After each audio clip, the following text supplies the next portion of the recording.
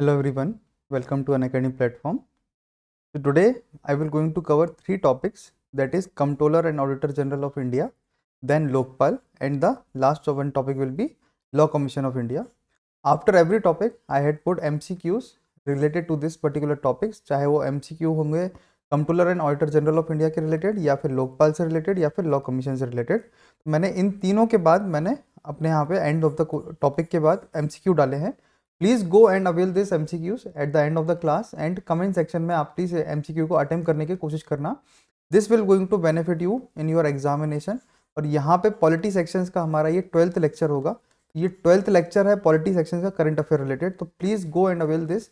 और बहुत ही अच्छे तरीके से मैंने ये पूरे समझाया हुआ है आपको, चाहे कंट्रोलर कैग की बात करेंगे या फिर लोकपाल की बात करते हैं या फिर हम लॉ कमीशन ऑफ इंडिया की बात करते हैं। तो go and avail this as soon as possible और जल्दी से ये टॉपिक को देखना है।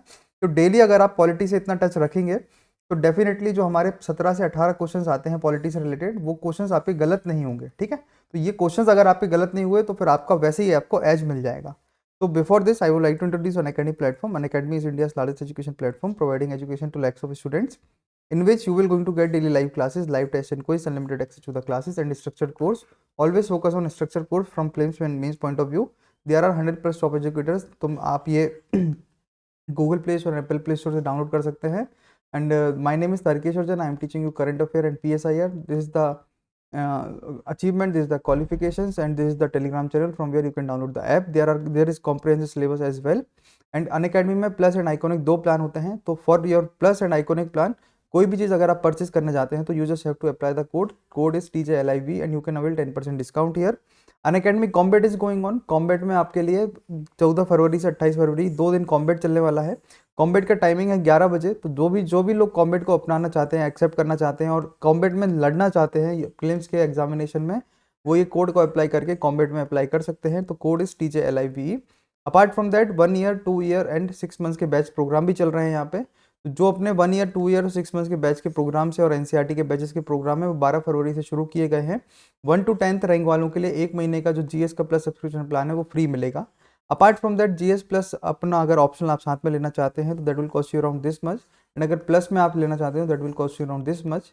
You just have to apply the code and the code is TJLIV। Now coming back to the topic controller and auditor general. तो ये कौन होते हैं? तो सबसे पहले याद रखो कि कंट्रोलर एंड ऑडिटर जनरल का जो आर्टिकल है वो है 148 से लेके 151। ठीक है, तो ये हमारे कंट्रोलर एंड ऑडिटर जनरल का आर्टिकल है। हमारे देश में जो कैग है उसका काम ज़्यादातर क्या होता है, ऑडिटर जनरल का काम होता है, उसका काम कंट्रोलर का काम नहीं होता है।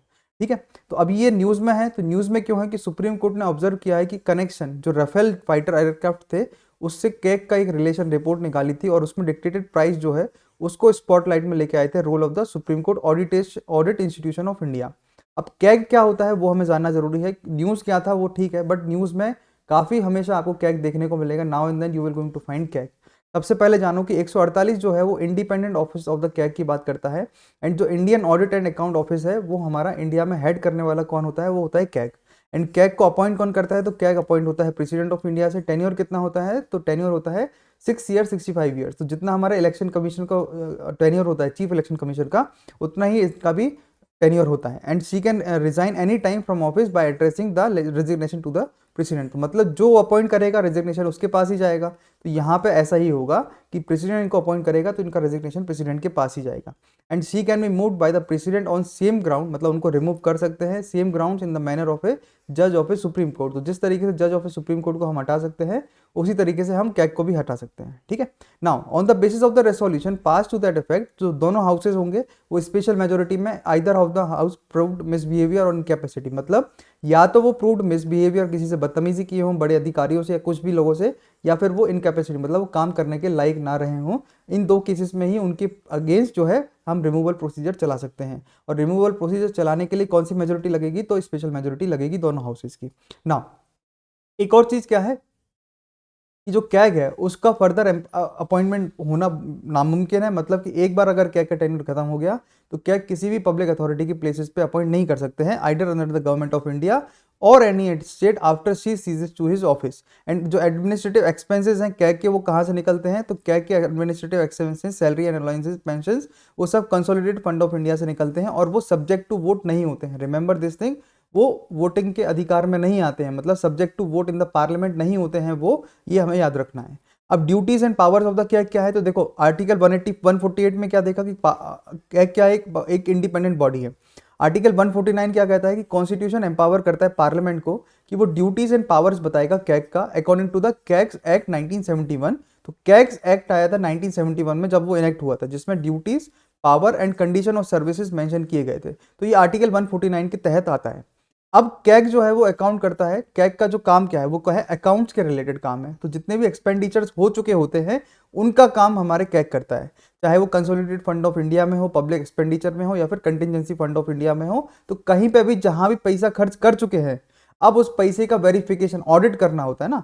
आप किसी जगह पे होंगे तो ऑडिट करवाना वो कैग का ड्यूटी होता है। And consolidated fund of each state and consolidated fund of each UT, ये सब भी कैग का काम है। लेजिस्लेटिव असेंबली का भी कैग ही देखता है। And contingency fund of each state and public account of each state, ये सारी चीजें कौन देखता है, तो हमारा कैग देखता है। एंड कैग जो है वो ऑडिट करता है रिसिप्ट एंड एक्सपेंडिचर्स। याद रखना क्या है, जो उसने रिसीव हुआ है और उसका एक्सपेंडिचर कैसे हुआ है, मतलब जो आया पैसा और गया पैसा, उसका ऑडिट करेगा कौन, हमारा कैग। जितनी बॉडीज एंड अथॉरिटीज हैं वो सब्सटेंशियली फाइनेंस कौन करता है, सेंट्रल और स्टेट रेवेन्यूज है ना।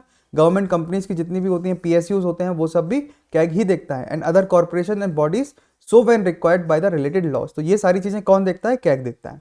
अब कैग जो है वो प्रेसिडेंट को 3 रिपोर्ट सौंपता है और प्रेसिडेंट पार्लियामेंट को 3 रिपोर्ट सौंपता है। तो वो कौन सी रिपोर्ट्स हैं, पहला अप्रोप्रिएशन अकाउंट, दूसरा है फाइनेंस अकाउंट एंड तीसरा है पब्लिक अंडरटेकिंग। तो 3 रिपोर्टें हैं जो कैग जो है वो प्रेसिडेंट के लिए सबमिट करता है और प्रेसिडेंट पार्लियामेंट के लिए सबमिट करता है। तो कैग ऐड कैसे कर रहा है, गाइड की तरह, फ्रेंड की तरह एंड फिलोसोफर की तरह। किसके लिए कर रहा है, public account committee of the parliament. तो अल्टीमेटली हमने क्या देखा इधर पे, CAG appropriation account, finance account, public undertaking, इन सारी चीजों को कैग देखता है।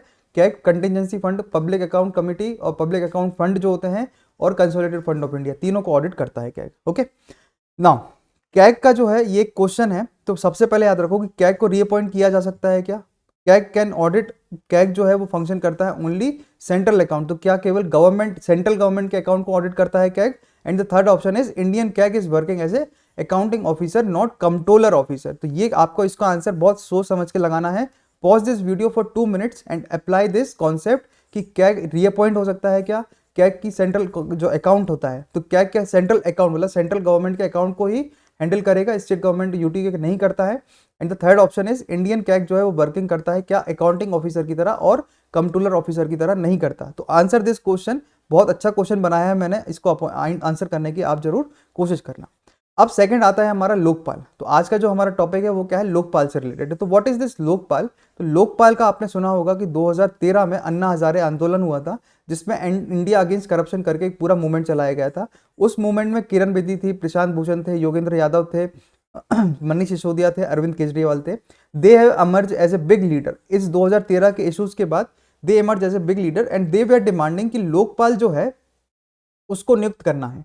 मतलब लोकपाल का काम क्या होगा कि लोकपाल जो है जो भी करप्शन करेगा, चाहे वो प्रधानमंत्री क्यों ना हो, उसके खिलाफ भी इंक्वायरी बिठाई जाएगी लोकपाल के तहत। ऐसी बातें हुई थी। तो क्या प्रधानमंत्री के अगर उसने करप्शन के चार्जेस लगते हैं तो क्या हम उनके ऊपर लोकपाल बिठा सकते हैं, तो हाँ हम बिठा सकते हैं, ये बिल्कुल लागू हो चुका है।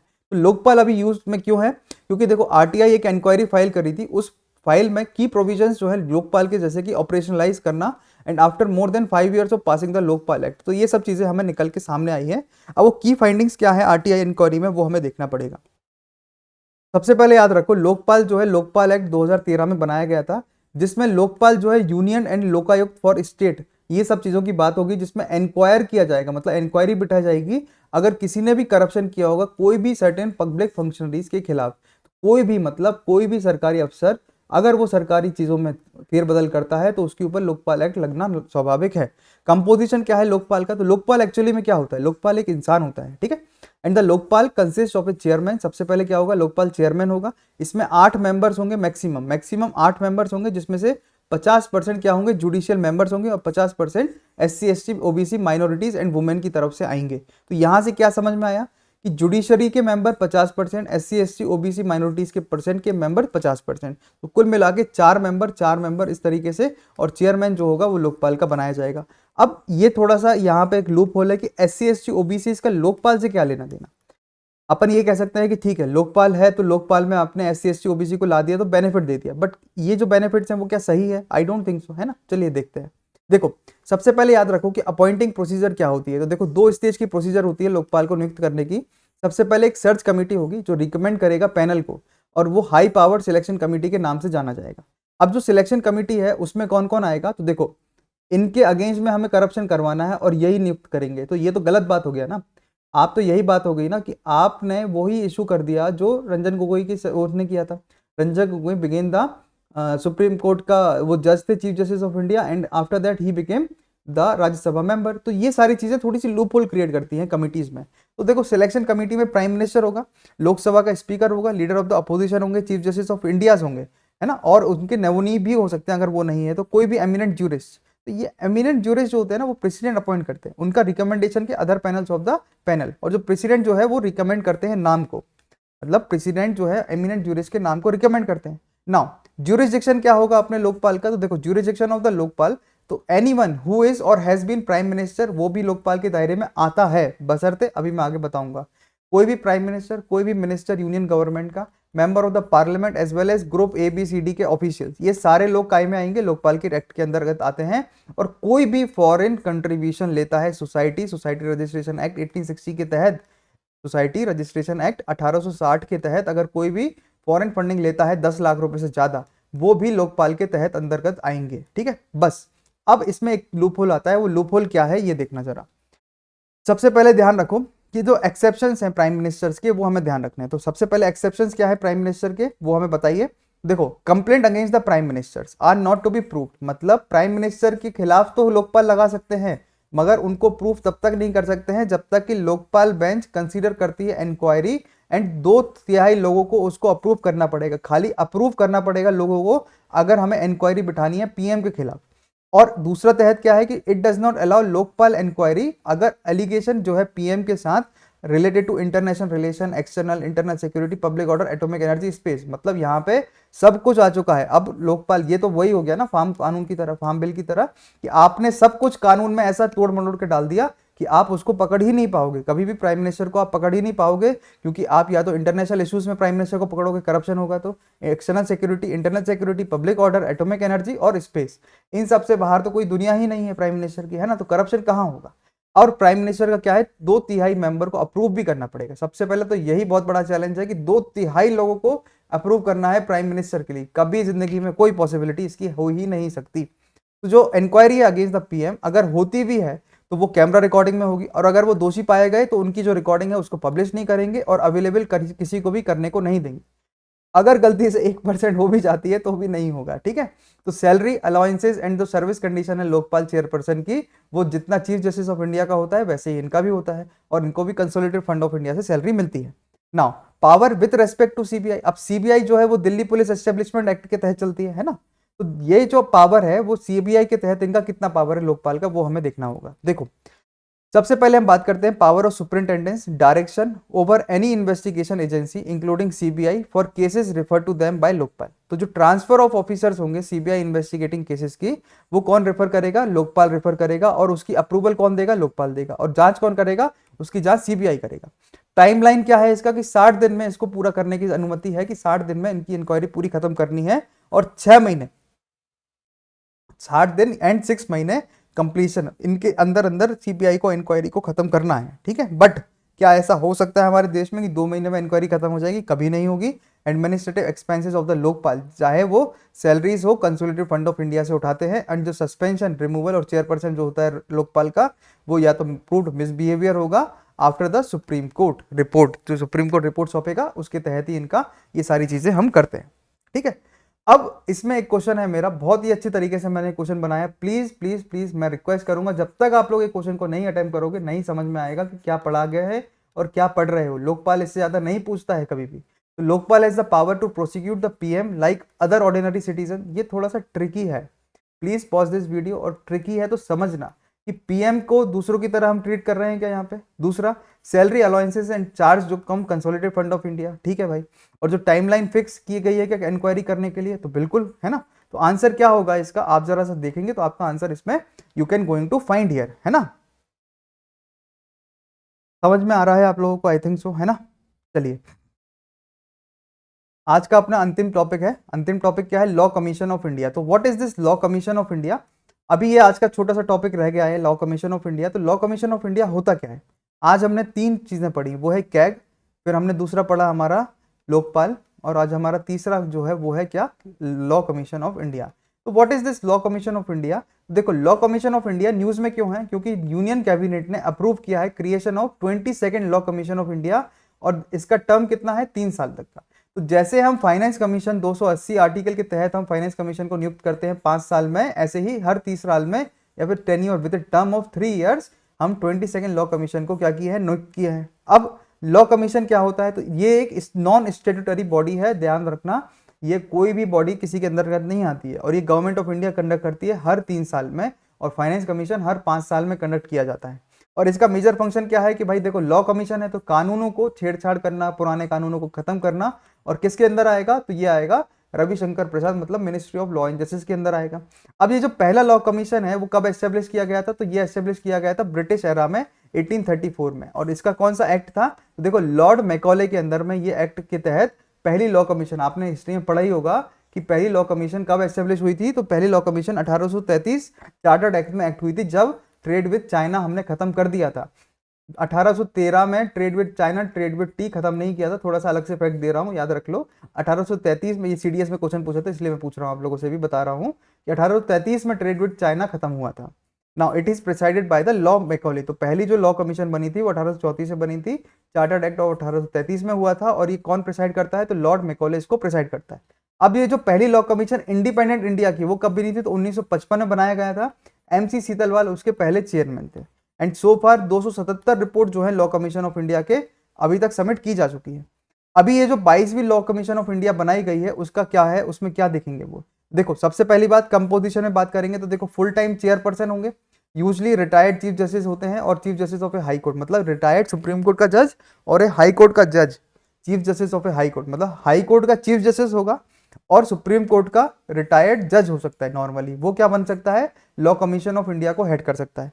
इसमें 4 फुल टाइम मेंबर होंगे, including member secretary, then secretary department of legal affair as ex officio member, secretary legislative department as ex officio member, and not more than 5 part time member. तो 5 पार्ट टाइम मेंबर होंगे, 4 permanent member इसमें लिखे जाएंगे। अब term of references क्या है इसमें? तो देखो, याद रखो कि आइडेंटिफाई करते हैं कि जो भी कानून पुराने हो चुके हैं, इररिलेवेंट हो चुके हैं। अभी जैसे कि आपने देखा होगा अडल्ट्री, अडल्ट्री क्या होता है? अडल्ट्री आज के टाइम बहुत ही ज्यादा लोग उसको हाथ से मामले में लेने लगे हैं। अडल्ट्री मतलब होता है कि एक बीवी आपके साथ है, एक पति आपके साथ है, फिर भी आप दूसरों के साथ रिश्ते रखते हैं, उसको अडल्ट्री बोलते हैं। पहले ये अडल्ट्री क्या है? गैर कानूनी होता था, अभी ये अडल्ट्री गैर कानूनी नहीं माना जाता। पहले क्या होता था? पहले एलजीबीटी के जो राइट्स होते थे वो सब चीजों के बारे में बात नहीं होती थी। अभी जो है उन लोगों के राइट्स जो है वो सब लोगों के बारे में बात होना शुरू हो गई है। तो ये क्या करता है? एग्जामाइन करता है existing laws in the light of directive principle of state policies, and ये सजेस्ट करता है वेज इंप्रूव एंड रिफॉर्म। ठीक है, तो ये सारी चीजों को law commission of India recommend करता है। तो डीपीएसपी के तहत काम हो रहे हैं। And subject consider and convey करता है गवर्नमेंट के लिए उसके कानून, उसके views law and judicial administration को, that may be specifically referred to it by government through Ministry of Law and Justice। तो ये सारी चीजें क्या करता है? ये सारी चीजें हमें देखने को मिलती हैं लॉ कमीशन ऑफ इंडिया के थ्रू। तो ये सारी चीजें आपको याद रखना है। अभी ये क्वेश्चन मैंने डाला है, please go through this question, pause करके देखो। हर एक टॉपिक के बाद आपको एक क्वेश्चन मिलेगा, क्योंकि मैं ये समझता हूं जब तक आप क्वेश्चन सॉल्व नहीं करोगे मजा नहीं आएगा पढ़ाई में। ठीक है, तो देखो, लॉ कमीशन ऑफ इंडिया क्या एक कॉन्स्टिट्यूशन बॉडी है कि नहीं है? आपको बताना है, बहुत ईजी क्वेश्चन है। 3 साल का इसको टेन्योर होता है, 3 साल का तो बिल्कुल ठीक है, अभी है ना। और पहला law commission of India established किया गया था 1834 में by the charter act of 1833 by Lord Macaulay. Yes it is, है ना। तो आपका आंसर क्या होगा इसमें? तो go and find this answer और कमेंट सेक्शन में इसके आंसर दो मुझे। ठीक है, so thank you so much for listening this topic. I will bring more topic related to this. आज हमारे करंट अफेयर में हम काफी आगे बढ़ चुके हैं पॉलिटी सेक्शन में। जितने भी मैंने पॉलिटी सेक्शन की करंट अफेयर आपको बताई है वो कितने अच्छे से कोई नहीं बताएगा, ना उसमें क्वेश्चन पुट डालेगा, बहुत मेहनत लगती है। ठीक है, so Tarkeshwar Jain PSIR is my telegram channel. You can get this PDF there and avail 10% discount also. Please like share and subscribe करते रहो, और जितना ज्यादा लाइक शेयर एंड सब्सक्राइब करोगे उतना ही ज्यादा बेनिफिट मिलता है। Thank you.